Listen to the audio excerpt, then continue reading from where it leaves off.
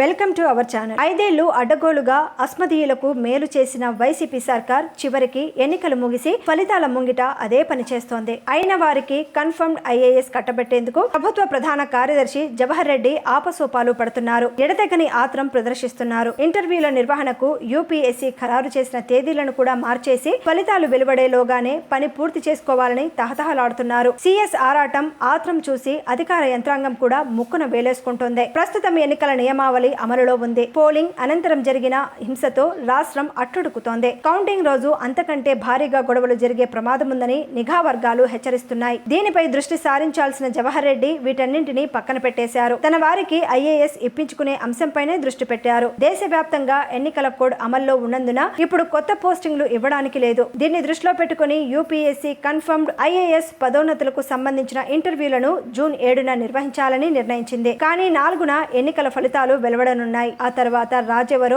బంటెవరో తెలియదు. తమ వారికి ఐఏఎస్ దక్కుతుందో లేదో తెలియదు. అందుకే ప్రభుత్వం మారేలోపే పని పూర్తి చేసుకునేందుకు జవహర్ రెడ్డి ఆరాట పడుతున్నారు. ఎన్నికల కోడ్ నేపథ్యంలో ఇంటర్వ్యూలు జూన్ 7వ తేదీన నిర్వహిద్దామని, ఆ సమయానికి ఢిల్లీలో అందుబాటులో ఉండాలని యూపీఎస్సీ లేఖలో స్పష్టంగా పేర్కొంది. దీంతో ఆయన యూపీఎస్సీకి లేఖ రాశారు. జూన్ 4వ తేదీన ఎన్నికల కౌంటింగ్ ఉంది. ఆ తర్వాత 2 రోజుల పాటు మా షెడ్యూల్ బిజీగా ఉంటుంది. అందువల్ల 7వ తేదీన నిర్వహించే ఇంటర్వ్యూలకు రాలేకపోవచ్చు. ఇంటర్వ్యూలు మే చివరి వారంలో లేదా మే 31వ తేదీన పూర్తి చేద్దాం అంటూ యూపీఎస్పీకి ఉచిత సలహా ఇచ్చారు. జవహర్ రెడ్డి స్పందన వెనుక ఉద్దేశాలు సుస్పష్టం. ఈ లేఖను పరిశీలించిన యూపీఎస్సీ సూటిగా ఘాటుగా సమాధానం పంపింది. జూన్ 6 వరకు ఎన్నికల కోడ్ అమల్లో ఉంటుంది. మే నెలలో ఇంటర్వ్యూలు చేయడం కుదరదని స్పష్టం చేసింది. దీంతో సిపిఎస్ కు ఇప్పుడు దిక్కుతోచడం లేదు. ప్రస్తుతం రాష్ట్రంలో నాన్ రెవెన్యూ ఐఏఎస్ పోస్టులు 2 ఖాళీలున్నాయి. ఈ 2 పోస్టుల్లో తమ వారినే నియమించుకోవాలని వైసీపీ ప్రభుత్వం విశ్వ ప్రయత్నాలు చేస్తోంది. అందులోనూ సీఎస్ జవహర్ రెడ్డి,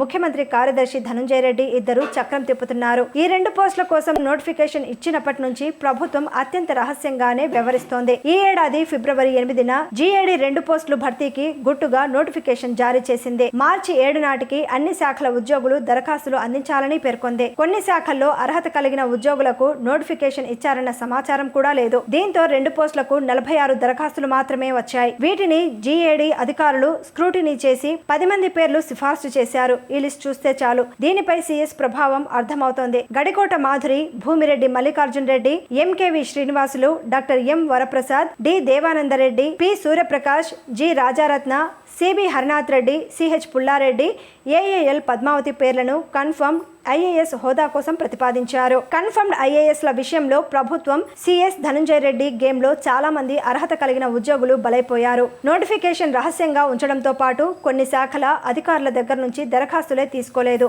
ఈ పోస్టులకు వాణిజ్య పన్ను శాఖ అధికారుల నుంచి ఎక్కువగా దరఖాస్తులు అందుతాయి. కానీ నోటిఫికేషన్ ఇచ్చిన సంగతే తెలియకపోవడంతో ఒక్కరంటే ఒక్కరు దరఖాస్తు చేసుకోలేకపోయారు. చివరి నిమిషంలో ఈ విషయం తెలిసి సుమారు 10 మంది తమ దరఖాస్తులు సిద్ధం చేసుకుని మార్చి 7వ తేదీ సాయంత్రం జీఏడీకి వెళ్లారు. కానీ వాటిని తీసుకునేందుకు అధికారులు ససేమిరా అన్నారు. అత్యంత రహస్యంగా అస్మదీయులకు ఐఏఎస్లు కట్టబెట్టేందుకు ఆడిన నాటకంలో ఇలా ఎంతో మంది అర్హులు బలైపోయారు.